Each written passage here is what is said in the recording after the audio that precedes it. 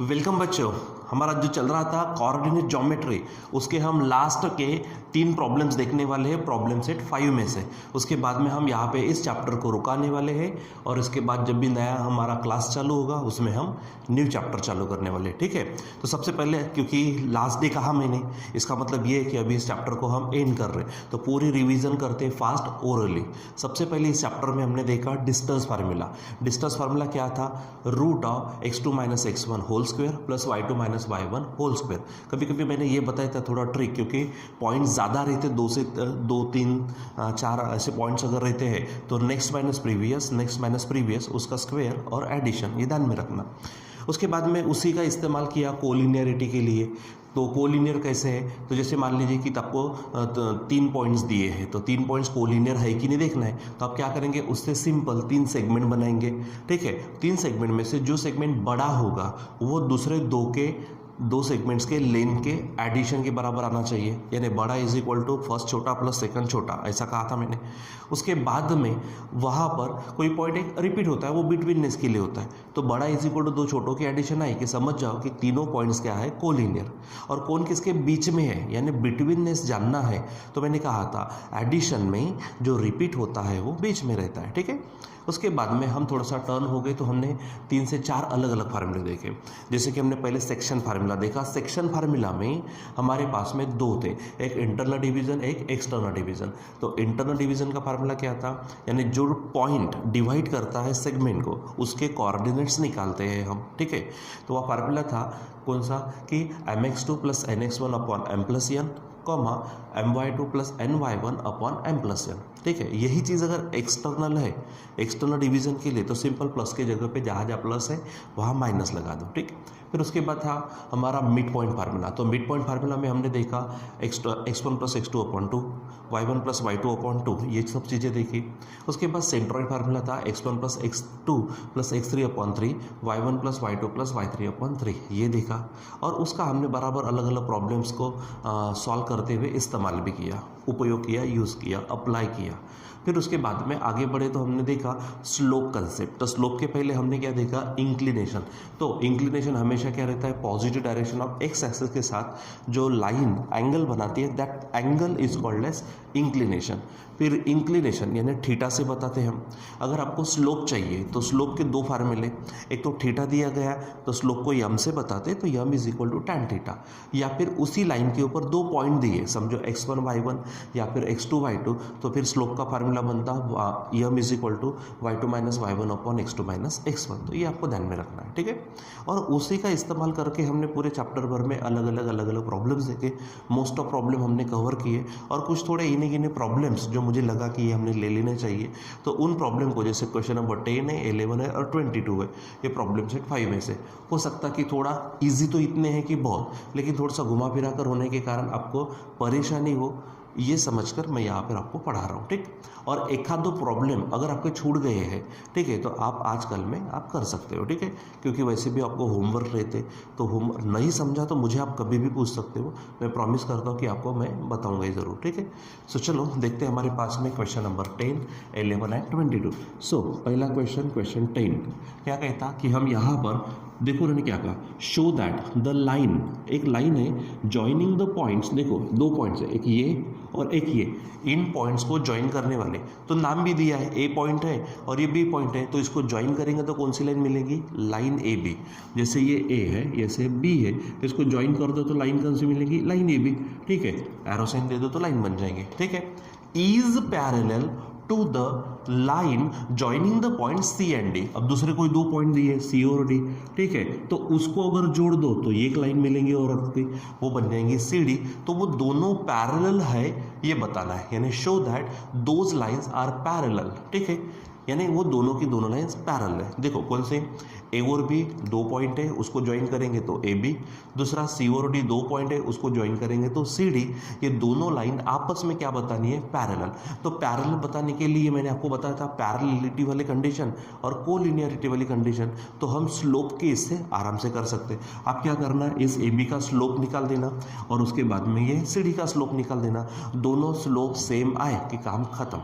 ठीक है, यानी हम ए बी सी डी, इन दोनों के स्लोप निकालते और स्लोप अगर सेम आ गए तो समझो कि लाइंस पैरेलल है। ठीक है, तो सबसे पहले तो पॉइंट लिखते, ए बी सी डी लिख लेते हैं। तो क्या बोलेंगे हम, गिवन पॉइंट्स बताओ ए, तो ए के कोऑर्डिनेट्स क्या है हमारे पास 4,8। ठीक है, उसके बाद बी के कोऑर्डिनेट्स अगर देखो तो है इट इज़ 5, फिर सी के कोऑर्डिनेट्स लगाओ, ये है 2,4 और आगे में डी के कोऑर्डिनेट्स लेते हैं हम 1,7 है। अब मैं पहले क्या करने वाला हूँ, लाइन ए बी का स्लोप निकालता, यानी यहाँ पर कहेंगे हम slope of line A B, क्या कहेंगे यहाँ पर, slope of line A B का स्लोप। ठीक है, सो स्लोप का फार्मूला क्या था, जैसे कि दो पॉइंट्स की बात करते हैं, इन दोनों की बात करते हैं।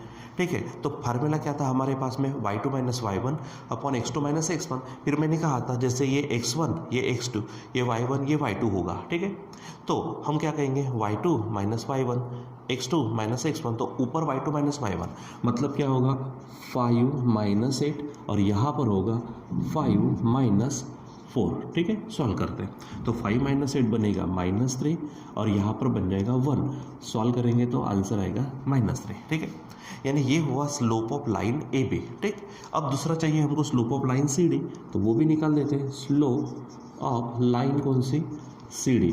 तो अब सी डी के लिए क्या होगा, अभी ये पॉइंट को छोड़ो, इन दो पॉइंट्स का विचार करो, ये x1 y1 x2 y2 मतलब x1 x2 y1 y2, formula कहता y2 minus y1 upon x2 minus x1। तो यहाँ इसमें से इसको माइनस करो, यानी क्या हो जाएगा 7 माइनस 4 अपॉन यहाँ है 1 माइनस 2, तो 7 माइनस 4 है 3 और 1 माइनस 2 बनेगा -1।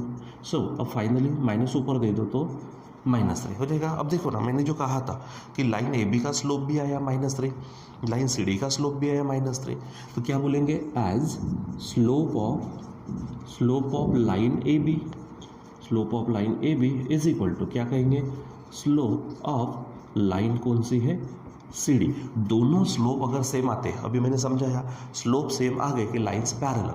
दूसरी बात उसमें कंडीशन भी कि स्लोप सेम आ गए लेकिन एक आधा पॉइंट अगर कॉमन है तो पॉइंट्स कोलिनियर रहते। अब इसमें ए बी है सी डी है, पॉइंट कॉमन नहीं है मतलब कोलिनियर नहीं है, डायरेक्ट क्या लेंगे हम, पैरेलल। सो यहाँ पर आप लिखेंगे line A B is parallel to line कौन सी होगी, सी डी। ठीक है, तो ये इस तरह से आपको ध्यान में रखना है, आप इस तरह से इसको करेंगे और एकदम सिस्टमेटिक पद्धति से जो भी हम पढ़ते हैं उस चीज़ का ही क्या करना होता है, हमको इस्तेमाल करना है। ठीक है, चलो आगे देखते हैं। अब हमारे पास है क्वेश्चन 11। ठीक, अब यहाँ क्या कहा उन्होंने, show that points P Q R S are vertices of parallelogram, यानी क्या दिया उन्होंने, मान लीजिए कि ये एक आधा क्वाड्रिलेटरल है, पैरेललोग्राम नहीं, फिलहाल तो वो तो शो करना है।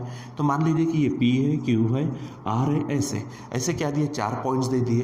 तो ये किसके वर्टाइसेस है, ऐसा कहता वो पैरेललोग्राम के। तो पैरेललोग्राम की स्पेशलिटी क्या है कि उसकी अपोजिट साइड जो होती है वो पैरेलल रहती है। इधर में ये साइड किसको पैरेलल रहेंगी, इसको पैरेलल, मतलब बात तो यही हो गई। अगर मान लीजिए ए बी सी डी की बात करते, ये पैरेलल हो गए, मैं अगर ए बी और सी डी को अपोजिट साइड समझता, ठीक है, तो और थोड़ा सा दूसरा बताना पड़ता बी सी और ए डी, यहाँ पर भी वैसा करना पड़ेगा। हम क्या करेंगे, पहले पी क्यू निकालेंगे उसका स्लोप, फिर एस आर का स्लोप, एस आर या फिर आर एस स्लोप, तो ये दोनों क्या हो जाएंगे, पैरेलल। लेकिन एक पेयर से पैरेलल नहीं, ऐसा नहीं, जैसे ये अगर पैरेलल है और ये अगर ऐसा है तो ये हमारा पैरेललोग्राम नहीं है, ये ट्रापेजियम बन जाएगा। हमको दोनों पेयर क्या लगेंगे, पैरेलल। तो मैं QR और PS इसका भी स्लोप निकालूंगा, तो इधर में ये और ये पैरेलल मिलेंगे, इधर ये दोनों पैरेलल, और दोनों पेयर अगर पैरेलल आ गई तो क्वाड्रिलेटरल पैरेललोग्राम हो गया। यानी ऐसा ही करना है, बस थोड़ा ज़्यादा करना है, ठीक है। तो चलो हमारे पास है पॉइंट्स, तो यहाँ पर फिर से बोलेंगे हम गिवन पॉइंट्स। बताइए क्या है गिवन पॉइंट्स, पहला P है, बराबर लिखो उसको, P कोऑर्डिनेट्स क्या है बताओ, 1,-2। कभी कभी मुझको वहाँ से लिखने में परेशानी होती है, Q है और गड़बड़ी हो जाती है, 5,2 है, बोलते जाओ आप। R क्या है, 3,-1 और लास्ट है S, तो S है हमारे पास -1 -5। पॉइंट को पहले चेक कर लो, देखो 1 -2 5 2 3 -1 और -1 5, ठीक। तो चलो मैंने क्या कहा आपको, PQ QR RS SP सबके पहले स्लोप निकालते हैं, ठीक है। तो फटाफट करिए, स्लोप स्लोप, एक्चुअली अभी साइड बोलो, लाइन मत बोलो, तो बोलेंगे यहाँ पर हम साइड पी क्यू, पट से ये पी क्यू आ गए, देखो मैं यहाँ पे चल गया, ठीक है। तो y2 minus y1 x2 minus x1, तो y2 कौन है 2 माइनस माइनस 2 अपॉन 5 माइनस 1, तो ये प्लस हो जाएगा, तो 4 5 या 4 इज इक्वल टू 1। दूसरा क्यू आर यानी क्या होगा slope of side Q R, side Q R, तो ये है हमारे पास, देखो तो ये -1 माइनस ये 2 अपॉन ये 3 है माइनस 5, यानी क्या है y2 minus y1 x2 minus x1, ध्यान में रखो। हाँ चलो, तो ये होगा -3 अपॉन ये हो जाएगा -2, मतलब 3/2, ठीक। चलो अब आर एस यहाँ पर आते, तो slope of side R S, आगे बढ़ते, आगे चलो, देखो x1 x2 y1 y2, मतलब क्या होगा y2 माइनस y1, तो -5 माइनस -1 अपॉन -1 माइनस 3 हो जाएगा। तो देखो ये माइनस माइनस प्लस, यानी -5 प्लस 1 तो बनेगा -4 upon -1 minus 3 -4, minus minus cancel, 4 1 जा 4, ठीक। चलो अब पी एस बोलो, एस पी बोलो चलेगा, यानी आप लिखेंगे slope of side P S, ठीक है। तो पी एस में x1 x2 y1 y2, तो यहाँ पे होगा -5 माइनस 2 अपॉन यहाँ होगा -1 ठीक है। अब सॉल्व करो, ये माइनस माइनस प्लस होगा, तो -5 प्लस 2 तो -3 अपॉन -1 -2, माइनस हटाओ तो 3/2, ठीक। अब हम बात किसकी कर रहे थे, अपोजिट साइड, कौन सी, देखो पी क्यू के साथ ये एस आर, तो ये पी क्यू है, ये एस आर है, ठीक है। तो ये एस आर यानी आर एस आर को आर एस बोल सकते हैं। देखो इसका स्लोप भी 1 आया, इसका स्लोप भी 1 आया, तो यहाँ पे क्या लिखेंगे एज, ठीक है। क्या कहेंगे slope of side P Q is equal to ये आर एस, यानी क्या कहेंगे slope of side R S. उसी प्रकार दूसरी कौन सी कही थी क्यू आर और पी एस या फिर एस पी, ठीक है। तो देखो ये हमारे पास में, हटाओ इसको, ये क्यू आर है, ये पी एस है, 3/2 यहाँ पर भी आ गया, तो स्लोप ऑफ साइड कौन सी है हमारे पास Q R is equal to slope of side ये है पी एस, ठीक है। तो अपोजिट साइड की दोनों पेयर के आगे पैरेलल, ठीक है। यहाँ पे लिखेंगे स्लोप, यहाँ पर होगा पी क्यू पैरेलल, दूसरा होगा आर एस इसके साथ, यहाँ पर होगा क्यू आर पैरेलल होगा पी आर। देखो दोनों पेयर पैरेलल आ गए, यहाँ पर लिखेंगे हम as both pairs of opposite sides of quadrilateral P Q R S are parallel, यानी दोनों के दोनों क्या आ गई है पैरेलल आ गई। अगर दोनों पेयर पैरेलल आती है अपोजिट साइड के, तो पैरेललोग्राम बन जाएगा। सो यहाँ पर मैं कहूँगा quadrilateral P Q R S is parallelogram, ठीक है।